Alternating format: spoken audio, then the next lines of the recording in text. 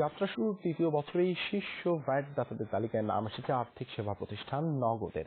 জাতীয় রাজস্ব বোর্ড থেকে নগদ লিমিটেডকে 2021-22 অর্থ বছরে সেবা খাতে দেশের তৃতীয় সর্বোচ্চ ভ্যাট পরিশোধকারী প্রতিষ্ঠান হিসেবে ঘোষণা করা হয়েছে। আগামী শনিবার এক অনুষ্ঠানের মাধ্যমে নগদের হাতে এই পুরস্কার তুলে দেবেন অর্থমন্ত্রী আ.হ.ম মুস্তফা কামাল।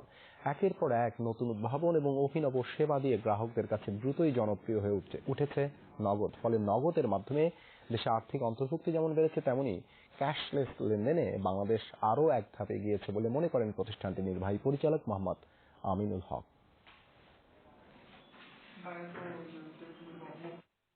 আমাদের অবজেক্টিভ ছিল সবসময় বাংলাদেশের মানুষকে সেবা দিয়ে দেওয়া, যার জন্য আজকে নগদের প্ল্যাটফর্মে প্রায় 6,88,00,000 গ্রাহক আমাদের প্ল্যাটফর্মে এসছে।